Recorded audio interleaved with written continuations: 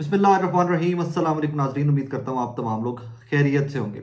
नाज़रीन, इमरान खान साहब को लेकर एट टाइम्स बहुत डिफरेंट डिफरेंट खबरें आती रही सिंस स्पेशली जब से वो गिरफ्तार हुए हैं कि इमरान खान साहब के ऊपर बहुत सख्ती की गई है। इमरान खान साहब के ऊपर जेल में कभी तशद्दुद की आई, कभी आई कि जी उनको अल्लाह ना करे कोई जहर का कोई मामला है, और इस तरह की बहुत सारी खबरें टाइम टू टाइम आती रही।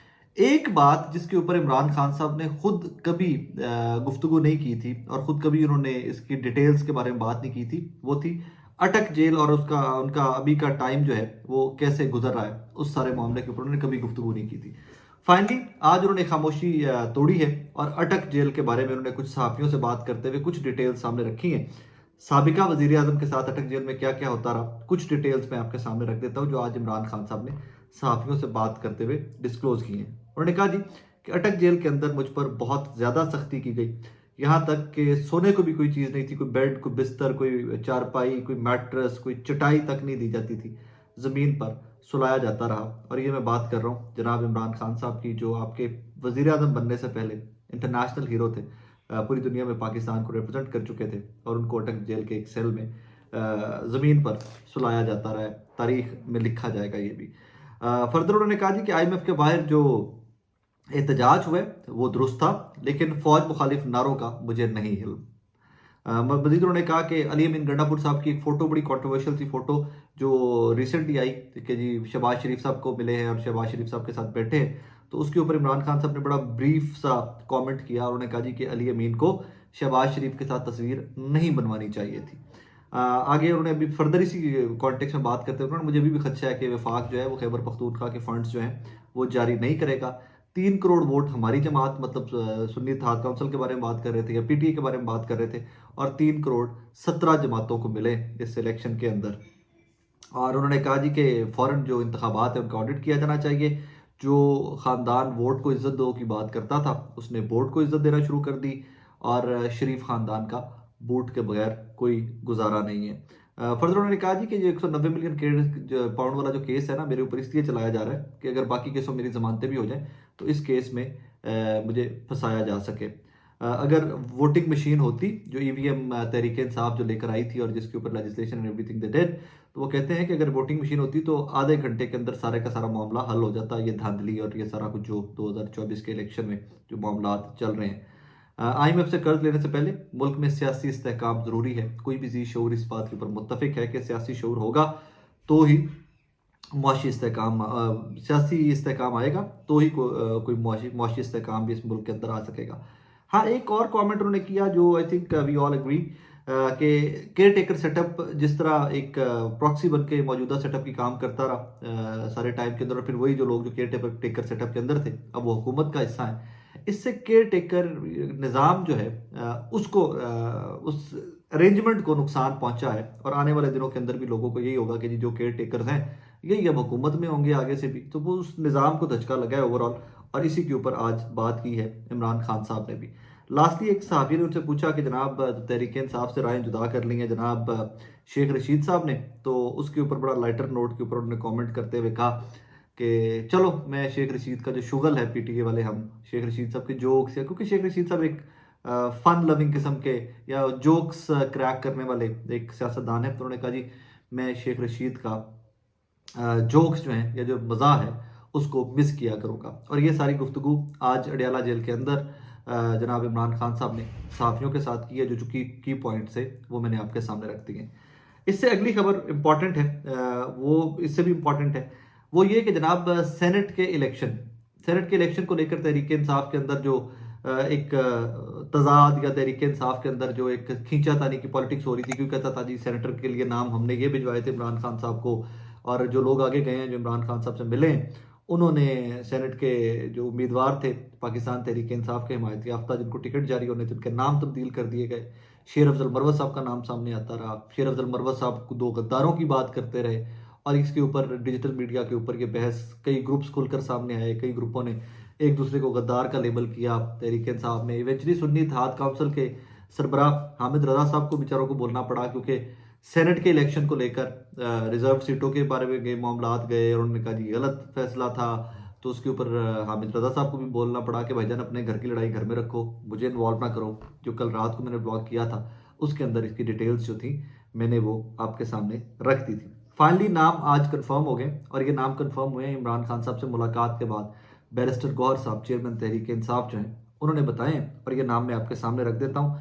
खैबर पख्तूनख्वा की जनरल सीटों के ऊपर सबसे पहले मुराद सईद को रखा गया, उसके बाद फैसल जावेद खान को रखा गया, फिर मिर्ज़ा अफरीदी को रखा गया, फिर इरफान सलीम है और फिर खुर्रम ज़ीशान है।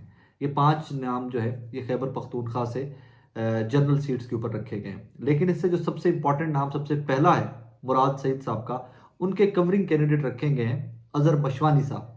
और इसके ऊपर जो बज़ाहिर नज़र आ रहा है, जो हमने पैटर्न देखा हुआ है जनरल इलेक्शन का, जो पैटर्न देखा हुआ है जैसे उसमें नज़र ये आ रहा है कि मुराद सईद साहब के नॉमिनेशन पेपर जो है वो उड़ा दिए जाएंगे, किसी भी टेक्निकल चीज़ को सामने रखते हुए उनको उड़ा दिया जाएगा। सो मोस्ट प्रोबेबली सबसे इम्पॉर्टेंट जो सीट पहली है अजहर मशवानी साहब इसके ऊपर सेनेटर होंगे तहरीक इंसाफ की जानिब से। And I hope and I pray कि इनको सियासत से उस तरह नहीं रोका जाएगा कि जिस तरह मुराद सईद साहब को रोका जा रहा है कि आपके नॉमिनेशन पेपर ही जिस तरह माजी में हम देखते हैं हमें। So I hope and I pray कि इसमें अजहर मशवानी साहब जो हैं, फैसल जावेद साहब, मिर्ज़ा अफरीदी साहब, इरफान सलीम साहब और खुर्रम ज़ीशान साहब, ये 5-6 नाम जो है ये खैबर पख्तूनख्वा की जनरल सीट्स पे हैं। टेक्नोक्रेट्स की सीट पे तहरीक इंसाफ के उम्मीदवार जो है वो आजम सवाती साहब हैं और फिर इरशाद हुसैन साहब हैं। विमेन सीट्स के ऊपर आयशा बानो साहिबा हैं और रुबीना नाज साहिबा हैं।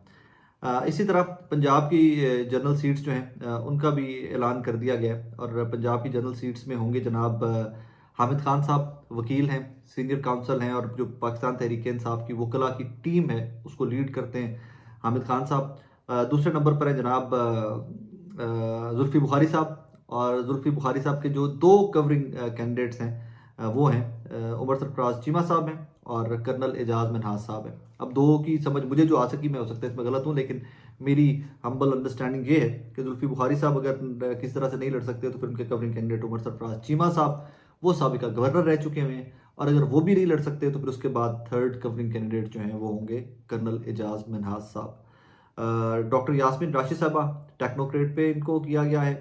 और एक जो बड़ी डेवलपमेंट है इस सारे मामले के अंदर वो ये है कि सनम जावेद साहिबा जो जेल में हैं उनको विमेन सीट के ऊपर पंजाब से नामजद किया है तहरीक इंसाफ ने सेनेट के लिए, सेनेटर के लिए। बड़ी डेवलपमेंट्स हैं। एक नाम का इसमें मुझे थोड़ा सा है वो अनएक्सपेक्टेड है मेरे लिए और वो सनम जावेद साहिबा का है। और इसके ऊपर फर्दर मैं आज शाम का जो ब्लॉग होगा उसके अंदर मैं इंशाल्लाह पूरी कोशिश करूंगा कि किस ग्रुप की जानिब से, किस ख़वातीन की जानिब से इनको किया गया है, असलम इकबाल साहब की जानिब से किया गया है, हमार अजहर साहब की जानिब से नॉमिनेट किया गया है। क्योंकि ये थोड़ा सा कह लीजिए कि सेनेट की लिस्टों में आकर, सेनेटर्स की लिस्टों में आकर थोड़ा सा अपसेट है, क्योंकि ये कुछ खवातीन तैयबा राजा साहिबा या सनम जावेद साहिबा जो है ये विमेन रिजर्व सीट्स जो थी उनके लिए पहले नॉमिनेट इनको किया जा चुका हुआ था, लेकिन वो सुन्नी इत्तेहाद काउंसिल का मामला ख़राब हो गया, उनको रिजर्व सीटें नहीं मिली और फिर फाइनली इनको सेनेट में कर दिया गया। इसका एक एंगल एक साहब ने लिखा हुआ था, वो मुझे उनका एंगल थोड़ा सा वो अपीलिंग भी लगा। उन्होंने कहा जी डॉक्टर यास्मीन राशिद को भी आपने सेनेटर के लिए नामजद कर दिया है, इसका मतलब है कि NA 130 की धांधली जो है वो आपने एक्सेप्ट कर लिया ज़हनी तौर के ऊपर, और आपने एक्सेप्ट कर लिया गया कि वहाँ से MNA नवाज शरीफ साहब भी होंगे, लिहाजा आप सेनेट में भेज रहे हैं डॉक्टर यास्मीन राशिद साहिबा को। ये एक एंगल था और ये एंगल मुख्तलिफ था, लेकिन चलें मैंने वो आपके गोशगुजार कर दिया। It was different angle. Third बड़ी खबर और खुशी की खबर ये है कि असद तूर साहब जो डिजिटल मीडिया के जर्नलिस्ट हैं उनकी आज जमानत हो गई है। असद तूर केस में FIA के स्पेशल प्रोसिक्यूटर ने मौक़िफ़ दिया कि असद तूर की ज़मानत पर उन्हें कोई एतराज़ नहीं, जिसके बाद 5,000 रुपये के मचलकों पर असद तूर को ज़मानत पर रिहा करने का हुक्म जारी कर दिया गया। जज हुमायूं दिलावर ने अपने हुक्म में कहा कि सुप्रीम कोर्ट ने भी एक सुओ मोटो में लिखा है कि अटॉर्नी जनरल ने भी पीका कानून के सेक्शन 9 और 10 के गलत इस्तेमाल को तस्लीम किया। इससे पहले अटॉर्नी जनरल ने सुप्रीम कोर्ट में एतराफ़ किया था कि असद तूर के खिलाफ FIA के मुकदमे में गलत दिफात लगाई गई हैं। ये मेरे नज़दीक बहुत अच्छी खबर है, हौसला अफजा खबर है। कि असद तूर साहब के साथ जो इतने दिनों में हुआ, जिस तरह उनका रिमांड पे रिमांड दिया जाता रहा और जिस तरह उनको इलीगल कस्टडी इसलिए कह सकते हैं कि जब आप खुद मान जाएं, अटॉर्नी जनरल साहब मान जाएं कि दिफात ही गलत लगाई गई हैं उनके खिलाफ FIR के अंदर, तो फिर मेरे नज़दीक इलीगल कस्टडी बनती है, हिरासत जो है वो गैर कानूनी बन जाती है कि आपने दिफात ही गलत लगा दी है, तो इनकी ज़मानत पहले हो जानी चाहिए थी। फिर जज साहब भी छुट्टी पर गए हुए थे, छुट्टी ख़त्म कर हुमायूं दिलावर साहब वापस आए और आज उन्होंने ये केस सुना है और फाइनली असद तूर साहब जो है उनकी ज़मानत हो गई है। रिसेंटली हमने उनकी एक 73 ईयर्स ओल्ड वालिदा की वीडियो भी देखी थी, which was very painful. Heart touching सी वीडियो थी। तो आई होप एंड प्रे कि आज इंशाल्लाह उनको रिलीज़ कर दिया जाएगा जेल से, और आज का जो रोज़ा है वो अपनी वालिदा के साथ खोलेंगे आकर। And that is how it is. खबरें और भी बहुत सारी हैं, और वो मैं इंशाल्लाह जो नेक्स्ट व्लॉग होगा, कोई लेट थोड़ा सा आज, उसमें आपके सामने रखने की कोशिश करूँगा। अपना बहुत सारा ख्याल रखिएगा, दुआ में याद रखिएगा। अल्लाह हाफ़िज़।